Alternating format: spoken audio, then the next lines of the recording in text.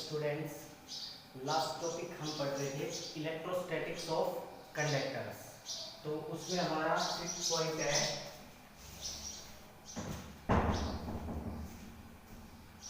उसमें हमारा 5th point था electric field at the surface of a charge conductor is E is equal to sigma by epsilon naught M cap.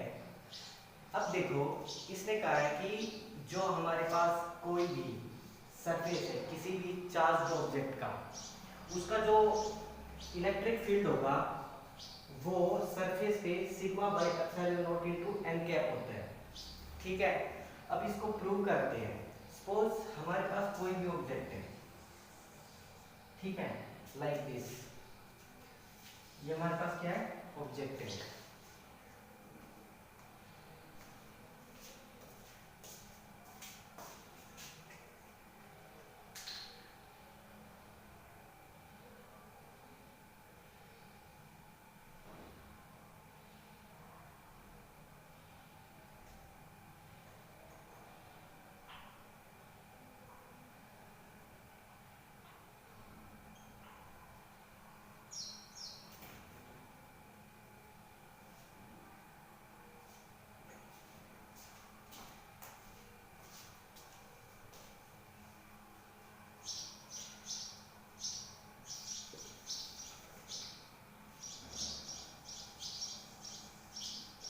देखो, suppose हमारे पास कोई भी charge object है, ये चार्ज बॉडी है।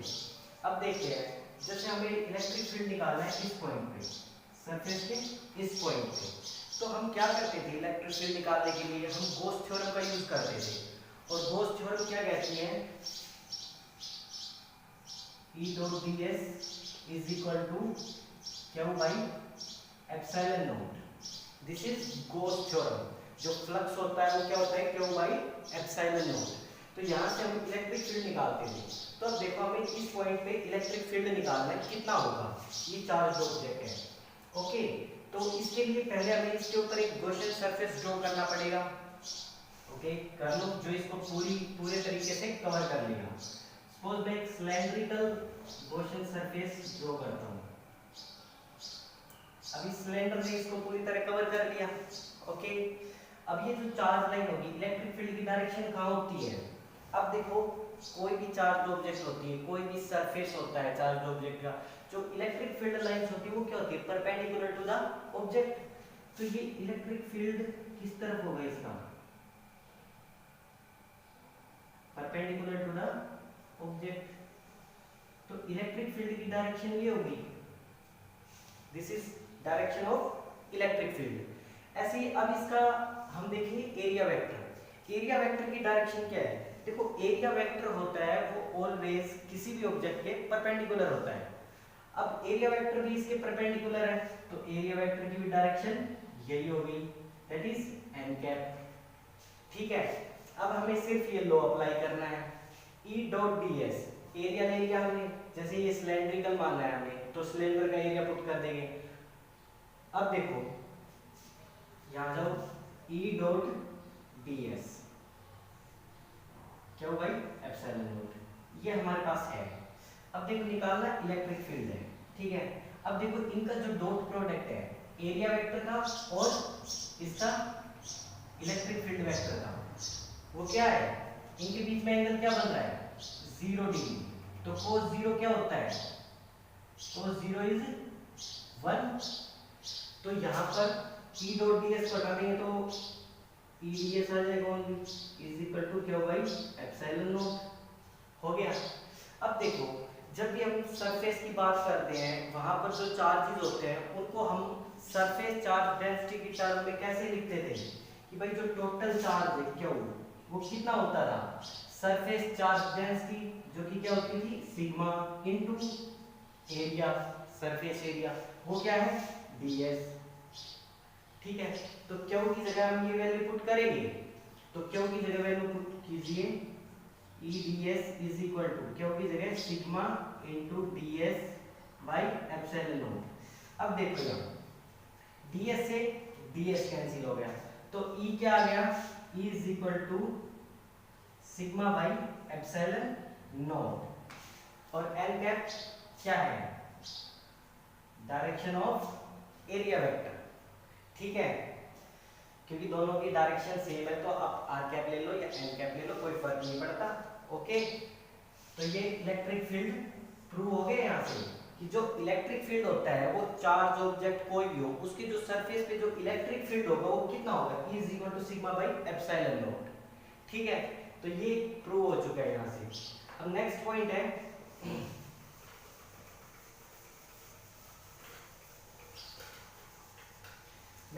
है surface density of charge is different at different points. अब देखो अपने पास कोई भी ऑब्जेक्ट है, सपोज दिस इज ऑब्जेक्ट, ठीक है। अब ये कह रहा है कि इसके ना डिफरेंट पॉइंट पे डिफरेंट सरफेस चार्ज डेंसिटी है। मींस कि सपोज किया हमने यहाँ पर इसके पॉजिटिव चार्ज डेंसिटी, यहाँ पर पॉजिटिव चार्जेस है, ओके, और हमने यहाँ मान लिया यहाँ इसके नेगेटिव चार्जेस है। तो अब देखो यहाँ जो चार्ज डेंसिटी होगी वो क्या होगी, प्लस सिग्मा, और यहाँ जो चार्ज डेंसिटी क्या होगी वो क्या होगी, माइनस सिग्मा। तो जो चार्ज डेंसिटी होती है वो हर जगह क्या होगी, डिफरेंट होगी। इस सरफेस पे हर जगह चार्ज डेंसिटी डिफरेंट होगी।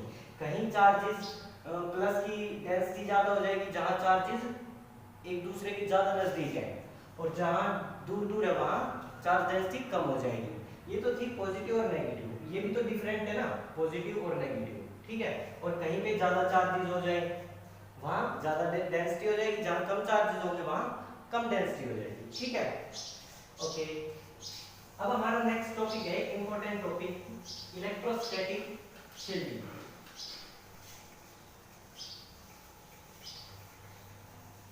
इलेक्ट्रोस्टैटिक शील्डिंग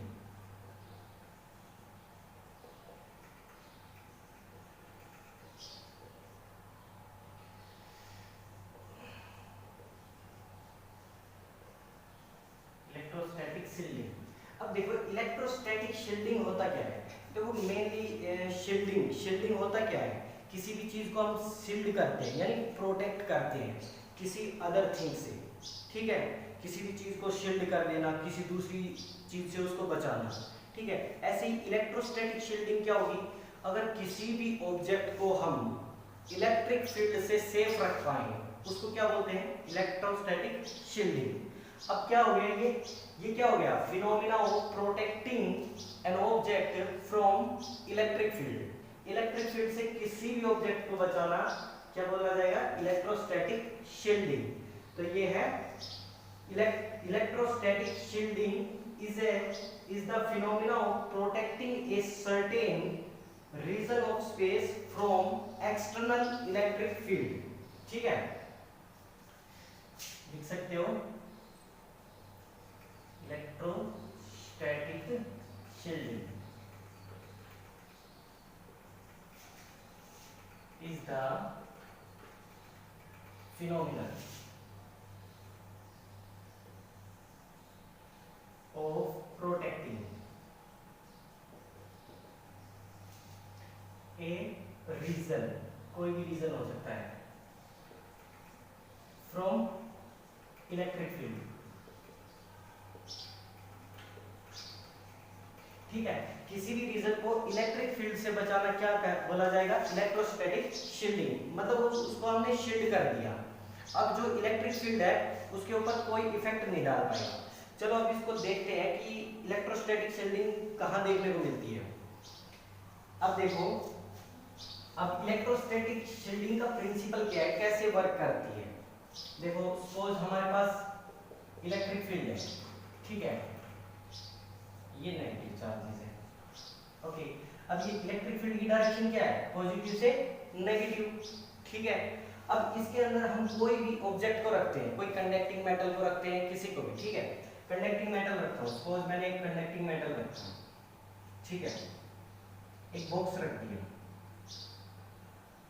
ठीक है, इट्स बॉक्स लाइक स्ट्रक्चर, जैसे क्यूबिक बॉक्स होता है ना, ठीक है। अब देखो, अब जैसे ये हमारे पास पॉजिटिव चार्ज है, यहाँ जो इलेक्ट्रिक फील्ड होगा वो किस डायरेक्शन में होगा, पॉजिटिव से नेगेटिव, ये डायरेक्शन होगी, ठीक है। अब देखो ये डायरेक्शन किसकी है, इलेक्ट्रिक फील्ड की, एक्सटर्नल इलेक्ट्रिक फील्ड अप्लाई कर रहे हैं उसकी डायरेक्शन है। अब देखो हमने पढ़ा था कि जो चार्जेस होते हैं अपने जो कंडक्टिंग मेटल्स के चार्जेस होते हैं वो क्या होते हैं, सरफेस पे अरेंज हो जाते हैं सारे, अंदर कोई भी नहीं रहता, सारे कहाँ हो जाते हैं अरेंज, सरफेस पे अरेंज हो जाते हैं। लेकिन हमने पढ़ा था जब भी हम इलेक्ट्रिक फील्ड में किसी भी मेटल को रखते हैं तो क्या करता है मेटल, चार्ज को इंड्यूस करता है। मतलब यहाँ जो पॉजिटिव चार्ज है वो इस सरफेस पे, इस ट्यूब की सरफेस पे क्या करेंगे, नेगेटिव चार्ज को इंड्यूस करेंगे। क्योंकि देखो ये कंडक्टिंग मेटल है, इसके अंदर खुद ही चार्जेस है पॉजिटिव और नेगेटिव जो कि रैंडमली मूव कर रहे हैं इधर उधर। अब देखो अगर हम इलेक्ट्रिक फील्ड अप्लाई करते हैं तो ये पॉजिटिव चार्ज क्या करेगा, इसके सारे नेगेटिव चार्ज को इधर अट्रैक्ट कर लेगा, इधर अट्रैक्ट कर लिया। ऐसे ही ये नेगेटिव चार्ज सारे पॉजिटिव चार्ज को किधर अट्रैक्ट करेगा, इधर अट्रैक्ट करेगा, ठीक है। और ये जब तक अट्रैक्ट करते रहेंगे जब तक कि जो हमने एक्सटर्नल इलेक्ट्रिक फील्ड अप्लाई किया है वो इक्वल ना हो जाए जो इसके खुद का इलेक्ट्रिक फील्ड क्रिएट करेगा। अब देखो यहाँ पॉजिटिव चार्ज है, यहाँ नेगेटिव चार्ज है। अब यहाँ जो इलेक्ट्रिक फील्ड की डायरेक्शन होगी वो क्या होगी, इस डायरेक्शन में होगी इलेक्ट्रिक फील्ड, हो गया इस डायरेक्शन में इलेक्ट्रिक फील्ड। अब मींस दो इलेक्ट्रिक फील्ड हो गए, एक तो एक्सटर्नल इलेक्ट्रिक फील्ड और एक इसका खुद का इलेक्ट्रिक फील्ड। अब कहता है कि हम जितना इलेक्ट्रिक फील्ड अप्लाई करेंगे ये जो बॉक्स है उतना ही अपोजिट इलेक्ट्रिक फील्ड इसको देगा। तो मींस जो हमारे पास एक्सटर्नल इलेक्ट्रिक फील्ड है उसने हमने मान लिया ई नॉट, ठीक है, इंटरनल को मान लिया ईपी। अब क्या कह रहा है, जितना एक्सटर्नल लगाओगे उतना इंटरनल क्रिएट हो जाएगा। तो इसका मतलब जो रिजल्टेंट इलेक्ट्रिक फील्ड होगा, एक की डायरेक्शन ये है और दूसरे की डायरेक्शन ये है, तो रिजल्टेंट इलेक्ट्रिक फील्ड क्या होगा, ई नॉट माइनस ईपी इज 0। तो अब देखो इस स्पेस में हमारे पास इलेक्ट्रिक फील्ड क्या आ गया, 0 आ गया। और इलेक्ट्रिक फील्ड 0 आ गया मींस इसका जो अंदर का रीजन है उसको हमने इलेक्ट्रिक फील्ड से बचा लिया। तो इसको क्या कहते हैं, शील्डिंग, ठीक है। ये आपको कहाँ देखने को मिलेगी, अब देखो जैसे मौसम खराब होता है, लाइटिंग होती है, बादल गरजते हैं तब बिजली चमकती है, तो वो जो लाइट होती है वो बादल से क्रिएट होती है, हमारे बादलों से क्रिएट होती है वो लाइट। अब वो क्या करती है, जैसे वो क्रिएट होती है तो वो जमीन पे आती है, ठीक है। अब जैसे हम किसी कार में बैठे हैं, सपोज हम किसी कार में बैठे हैं,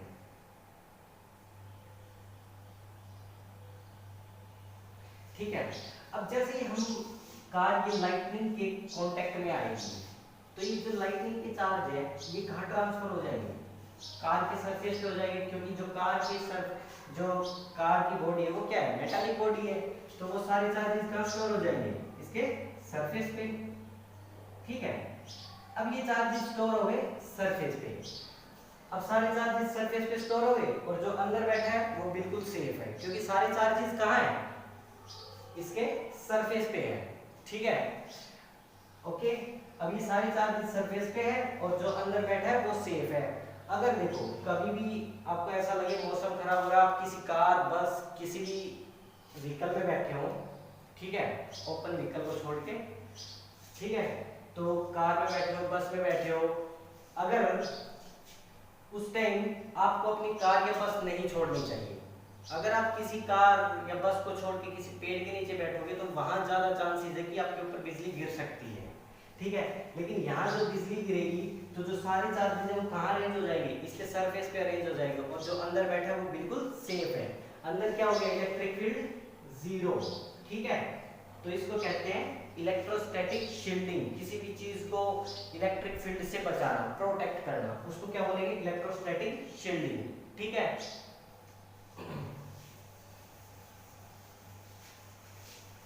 चलो अब नेक्स्ट टॉपिक पढ़ते हैं हम।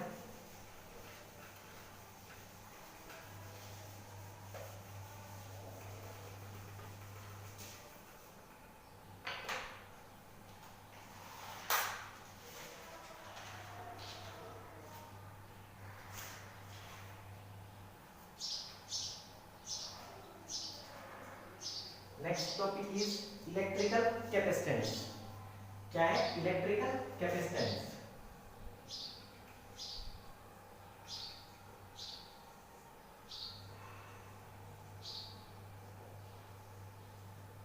Electrical capacitance. इलेक्ट्रिकल कैपेसिटेंस क्या होता है?